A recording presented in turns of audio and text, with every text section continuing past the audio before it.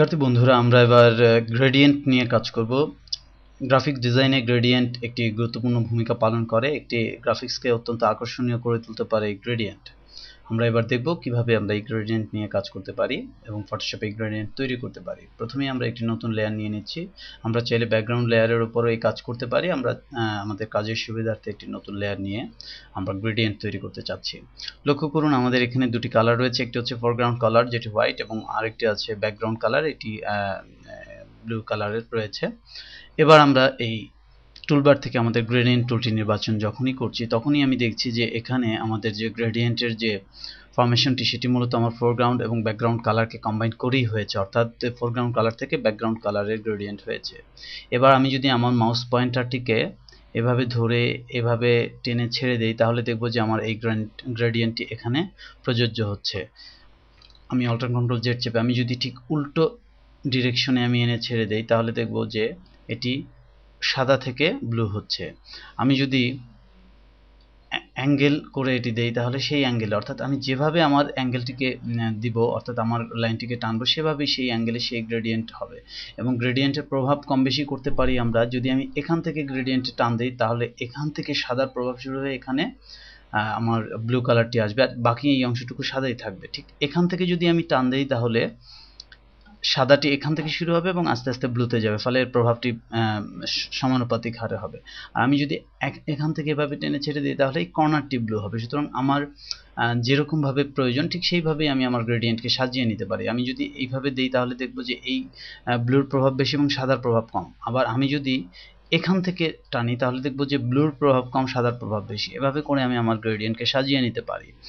একইভাবে গ্রেডিয়েন্ট বিভিন্ন ধরনের হতে পারে।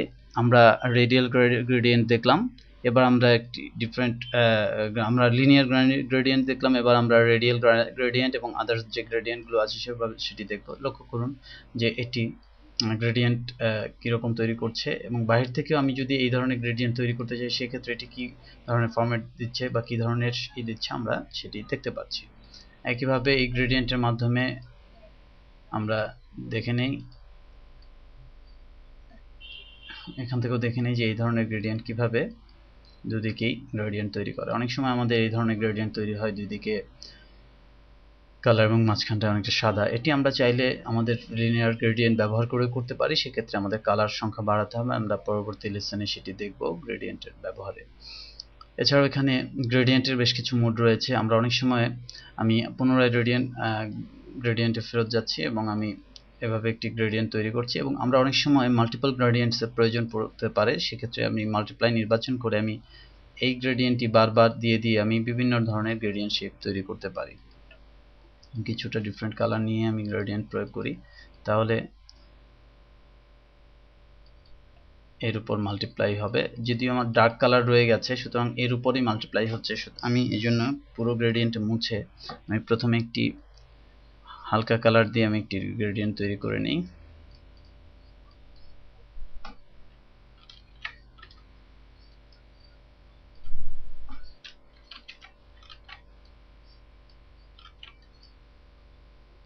এবার আমি অপর একটি কালার দিয়ে আমি আরেকটি গ্রেডিয়েন্ট তৈরি করতে চাচ্ছি।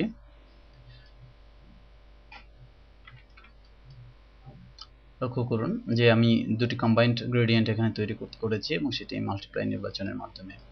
যাই হোক, এছাড়াও এখানে রিভার্স একটি অপশন আছে, যেটি দিয়ে মূলত আমি যে অ্যাঙ্গেলের বা যেভাবে গ্রেডিয়েন্ট হওয়ার কথা, তার ঠিক বিপরীত ফর্মে গ্রেডিয়েন্টটি হবে। তো সেটিও আমরা দেখে নিলাম। যাই হোক, আমাদের পরবর্তী লেসনে এই গ্রেডিয়েন্ট নিয়ে আরও বিস্তারিত কাজ করব।